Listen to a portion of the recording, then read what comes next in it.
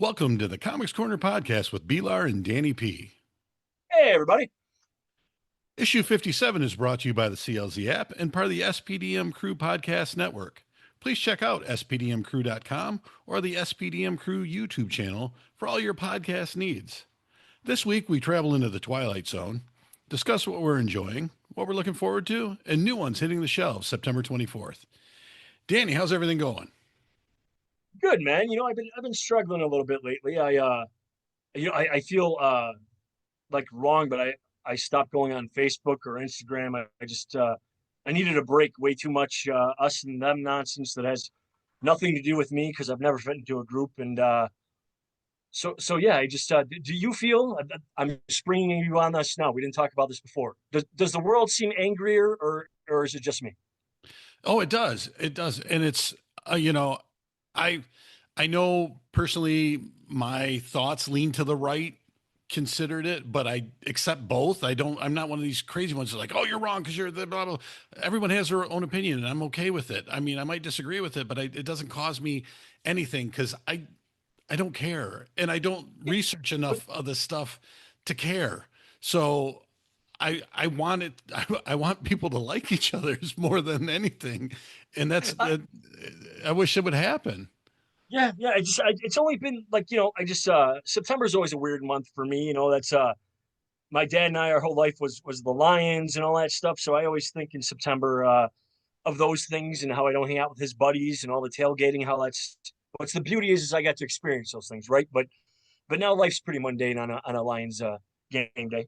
But things like that, and I just people seem they're shouting about the parking lot at the store. They're shouting about that Red Hood comic book. Just I get the anger of the Tigers, but again, it's entertainment. So I hope everybody takes a deep breath. It's all I think of the mess of my life the last 7 years, and I'm just grateful to even be here and have a chance to get another tomorrow. And that's about it for me. So I hope that's not any soapbox stuff. It just I don't know, man. People seem to be hurting, and I always hope that I'm helping, and I hope that you and I do that with this. At least help clear people's minds and realize we're far more alike than unalike, man.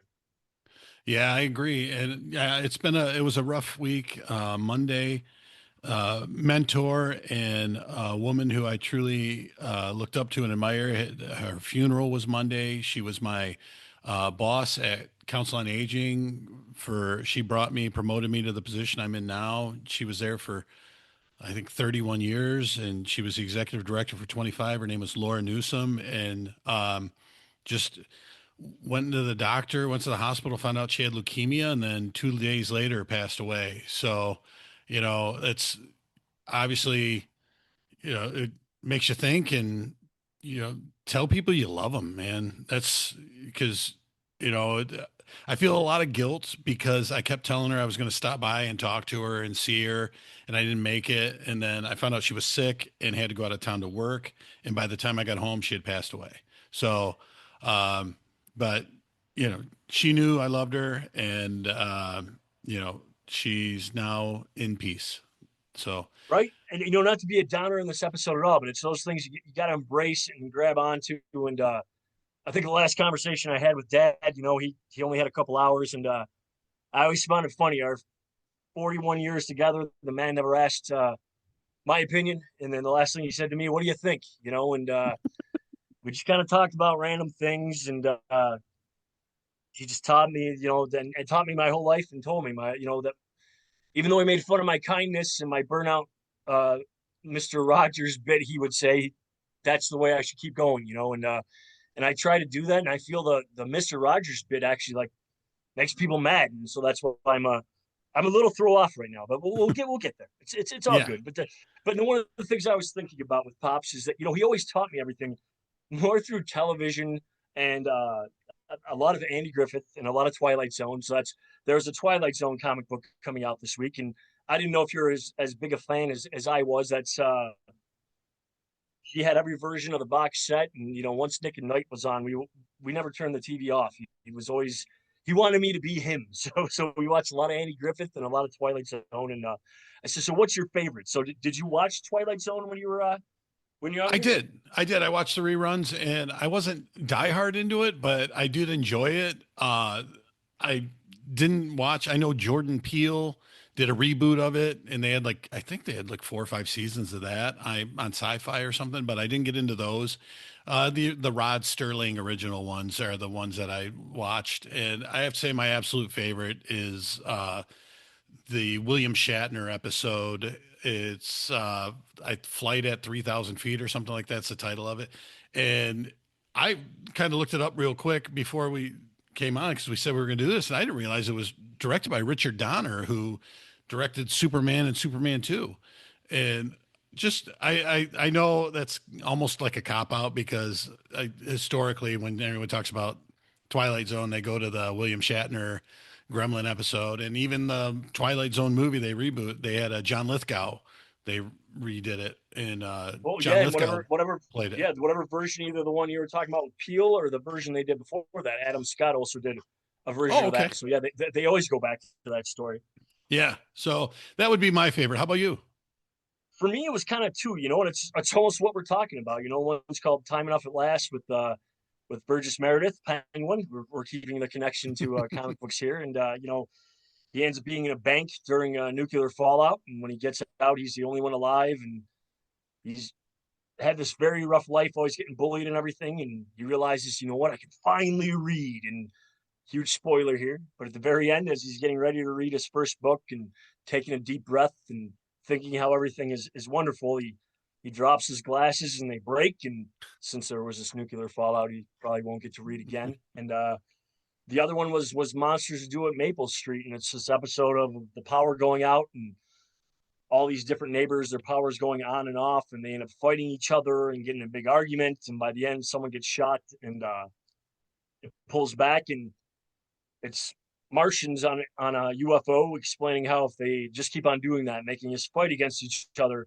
that they can kind of do whatever they want, and I feel that's kind of where we're at, It just so it's I love sci-fi, Asimov and Bradbury and all that. So there's always little hints of truth and some philosophy in there, and that's I always loved all that stuff. So it's those would definitely be my two. If you get a chance, really watch any Twilight Zone.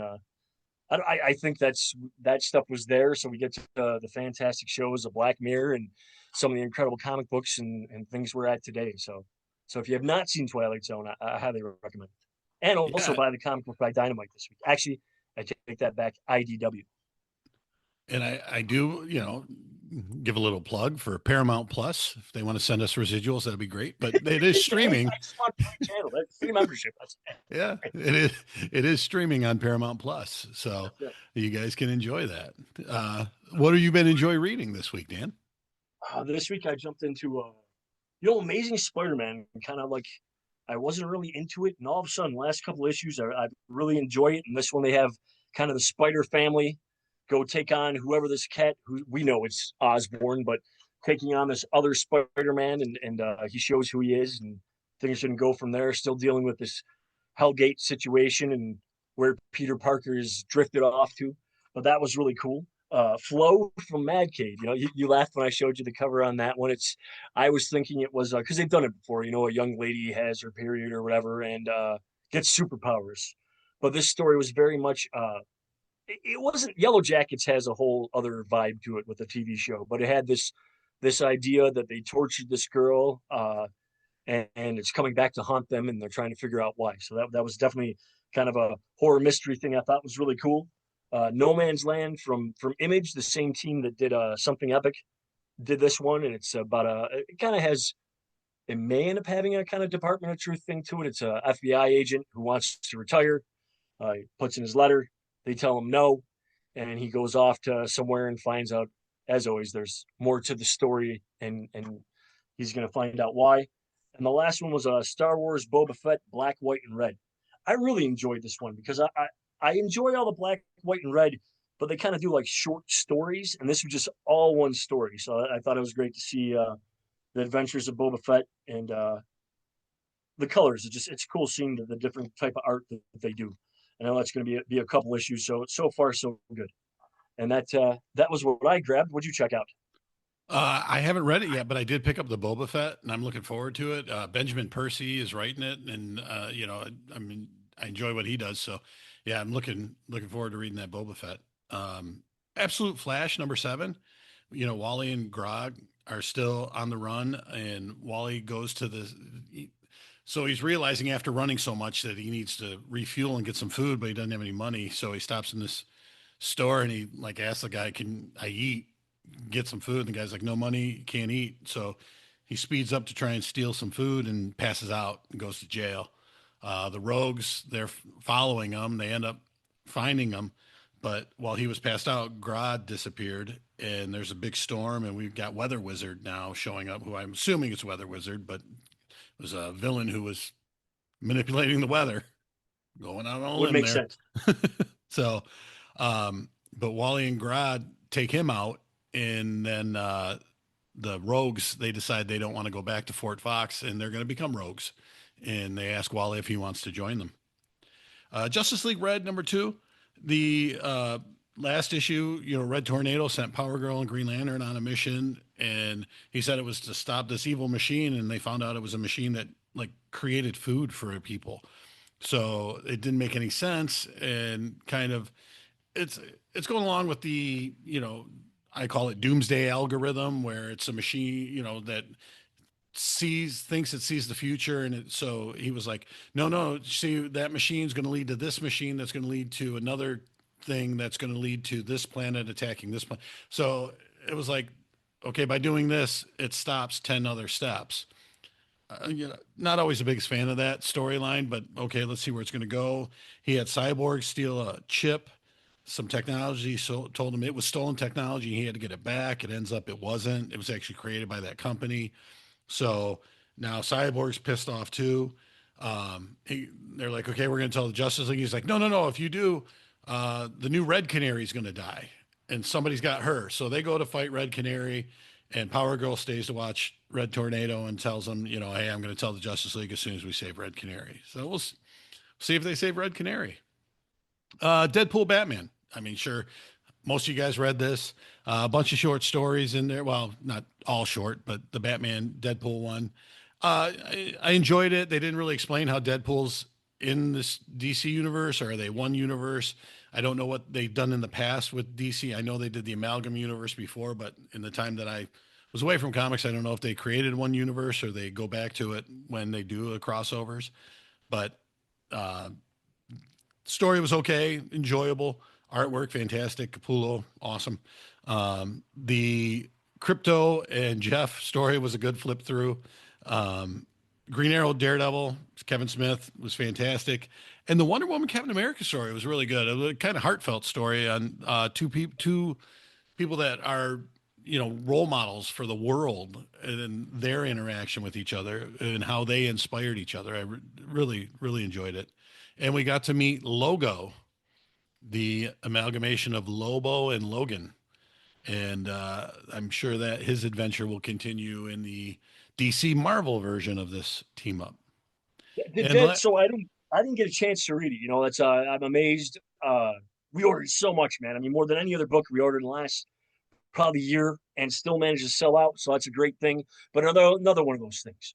Regardless, if you go to Walmart, just for humanity, okay? This is just a tip. If they don't have the mayonnaise, you go to Bell Tire, they don't have something, some kind of tool you need or something. A tire, that is. Don't yell at the worker, because like that's not going to make them go in the back and be like, here you go, because they want to sell it to you, because most people just want to live their existence. So if you go to, there's so many great comic book stores in the area. Right down the street, I got Cosmic Comics and Liberty Comics. If I don't have it, please go there. But be polite and trust me, they want to sell it to you. There's no secret room in the back. If there was, I'd have a grill of all gold teeth. So just please remember, people are trying to do their best. Most comic book stores you're working in, someone's living a dream, something they always wanted to do. So just again, just a friendly reminder. But I had some questions about that. So did they throw anything back to the original from the 90s? Because in that they had a guy who could go between both worlds. Like, did they bring any of that up, or any of the old Spider Boy or Amalgam characters they had before? Not that I know of. And I remember there was that guy who, like, he had, it was not a vest, but it was a puffed up coat, and he could I bounce was going to back and say forth. vest. Yeah, yeah, yeah, But yeah. yeah, I know who you're talking about now. I forgot about that until you just said that. No, it was just a story, and the characters were in it. They didn't explain really anything in any of the stories. It's just all of a sudden, Green Arrow was fighting the League of Shadows Assassins, and Daredevil was fighting the Foot, and Crypto and Jeff the Land Shark were playing. Crypto hit a ball and it went to Jeff, and they ended up meeting up and play. So no, they didn't really explain anything. And really, the only amalgam character I think that came out of it was this logo. Everybody else was individual stories. Okay, Um, and then did it seem like for when we get I believe it's November, when we get the DC version, did it seem like these stories would probably continue, or are we going to get, and we might have had already synopses of what's coming up, so I apologize, but like they're going to continue those stories, or you think we're going to get a whole new team I think we're of gonna characters together? Yeah, I think we're gonna get all new Okay. stories, because one of the covers I saw was Nightwing and Laura Oh, Wolverine. beauty. Okay. Yeah, yeah. So I think we're gonna have, and although all the covers that came out, like Magic and Catwoman, there wasn't a Magic Catwoman story. But I think some of the stories that are going along with the covers, like Daredevil, Green Arrow cover. But yes, I believe I saw somewhere there's like an Old Man Logan and Batman story that's going to happen. So there's I think it's going to be completely different. Okay, very cool, very cool. I was excited that that logo is going to get his own cover for a second printing in #1. So I know I'm big on that. So I'll be able to read it when we get those. So yes. Yeah, I'm trying to remember who did the artwork in it, because he was really good. And I mean, basically it's Lobo with the Wolverine hair. Yeah, And I saw the picture. Yeah. and he mentioned something about going after like Super Soldier X, which I believe was the Steve Rogers Superman amalgam character. So it's mentioned, they just didn't show anybody else. So Okay. yeah. And then finally, the Invincible Universe Battle Beast #5. Battle Beast finally gets to the Juggernaut character that he's been looking for, because this guy, Battle Beast, he's filled with rage, and he doesn't want to be, and he doesn't want to live, but he can't kill himself because it's not honorable. So he keeps trying to find the next big level threat that could kill him. And so they find Juggernaut, who took over a planet, and so far he looks like he might get his wish. So the battle isn't going too well. But so that's what I was reading. And Dan, what are you looking forward to? There's a lot of cool stuff coming out this week. Kirkman and David Finch teamed together to do something called Skin Breaker from Image. Both of those guys separately have done incredible things, so I can't wait to see what they do. Uh, Twilight Zone, like I was saying, from Dan Waters for the IDW, has kind of created this horror line called IDW Dark.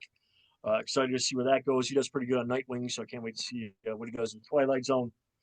We're already getting our Halloween special, so I get a little bit excited about that. Halloween is near, so we get Vampirilla, Halloween Horror. I always grab the one shots whenever they have stuff like that. And the last one, Viking Moon, another one from Image. This is Vikings and werewolves, and I mean, you got me at Vikings, so they can throw in werewolves. My goodness, you can't go wrong with that at all. So excited for those this week for sure. What about you? What caught your eye?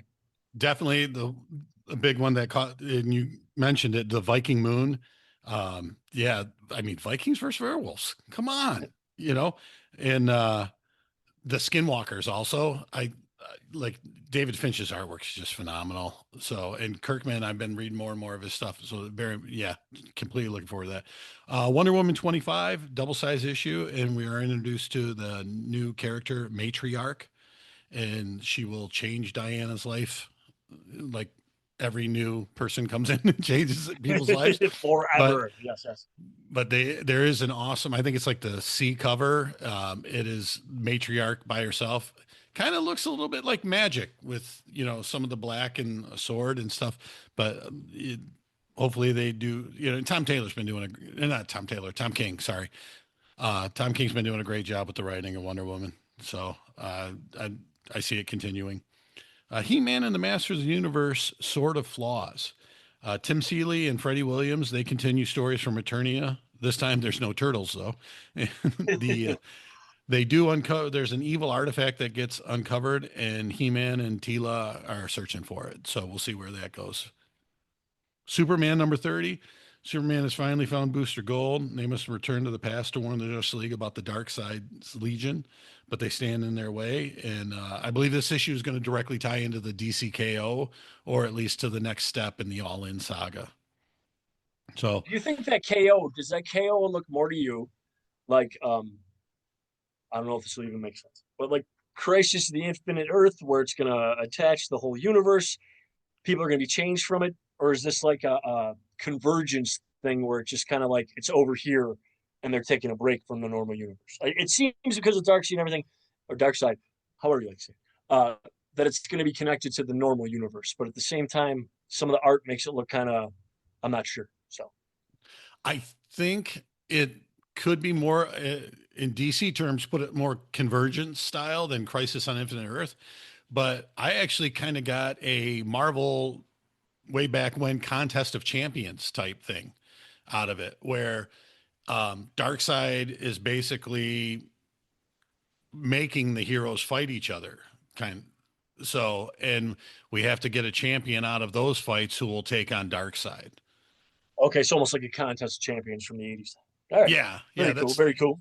That's the way I, but then again, they did the little preview, few pages in last month's books, and the artwork looks good for it, but it shows Superman like bleeding and he's wrapping his hands up to go get into a fight. Kind of looked like Wildcat, where he wrapped his hands up, and then but then it goes to like, remember when Bruce, Diane, and him were playing a board game. So I don't know where they're going with it, how they're pushing it, and I like to look ahead at some stuff and see what things are about, but I don't get too into it because I like to try to be surprised. And there's just way too much damn information out there. That's it's too hard. Another thing I'm looking forward to that I just read about, Amazon's doing another Batman animated thing. And I don't know if you happen to see it. They did a Amazon movie. It was like Bat Kid, and it was Damien wearing a Batman costume. It was like a Halloween special last year, and they're they're staying in that animation style, and they're doing another Batman story with that. So like till the next season, or like that stuff we had with Oswald and everything last season, or no, this can be different. Different. This is different. Okay. It was like, so yeah, I think it was actually because I enjoyed that. That was really cool. The series that they had last year. I really enjoyed it, and I'm hoping they continue it. The Batman character, the voice, Amish something, he's really good. He's actually in Gen V right now, on that show on Amazon. Wow. Okay. So looking forward to it. We'll see where it goes, but we got some new ones hitting the shelves today. We got Amp Comics Dusk #1. As I said, Dark Horse Comics, He-Man, the Master of the Universe, Sword of Flaws. That's 4-issue miniseries. Dynamite Entertainment is a vampire Halloween horror one-shot. IDW has Star Trek The Last Starship. Street Sharks, which that was another toy back in the 80s and 90s. I'm waiting for them. I think of the things that I enjoyed, and they were weird toys because I've always been a weird kid, but like Boglins and Muscles and Army Ants.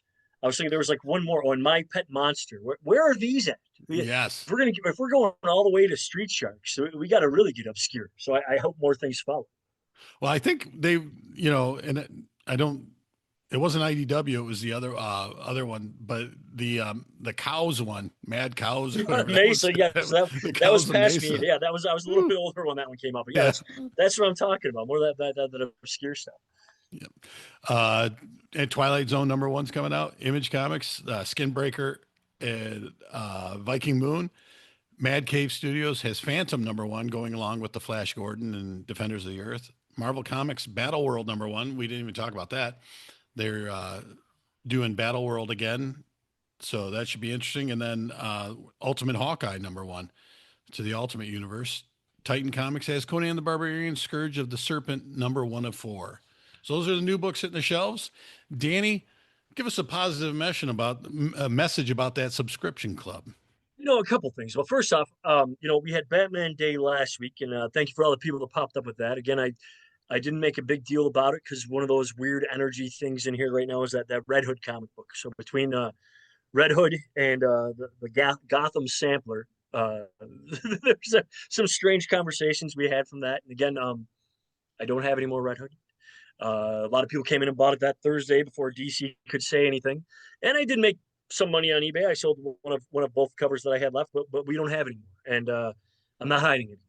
So that so we didn't make a big deal about that one. But this week we have local comic shop day coming up on. I don't know if it's. I believe it's the 27th. So where are we at with the date here? Today's the 23rd, so yeah, it would be Saturday. So Saturday, yeah, Saturday we'll have a couple. They didn't do that much for it this year, but a couple different variant covers to go along with the books, and we'll have some sales going on in Fraser and Rochester Hills. Make sure you stop on by, but also to make sure you don't want to miss out on the next issue of it would be Batman Deadpool this time. Come join the club. It's a $20 one time fee. You get 25% off whatever you put yourself on, 10% off everything else. If we don't see you after 5 weeks, we'll say we miss you. If we don't hear after that, we close you out. But some people have been with us the whole 43 years. So, and thank you for all those fantastic people. I keep it going every day. Well, that's going to wrap up another issue of the Comix Corner Podcast with B-Lar and Danny P. We are brought to you by the CLZ app and part of the SPDM Crew Podcast Network. You can check us out on spdmcrew.com and SPDM Crew YouTube channel. Please follow us on our social media at Comix Corner Podcasts on Facebook and Comix Corner Pod, all one word, on Instagram. As always, comics is with an X. Thanks for listening and have a great week. You're good, everybody.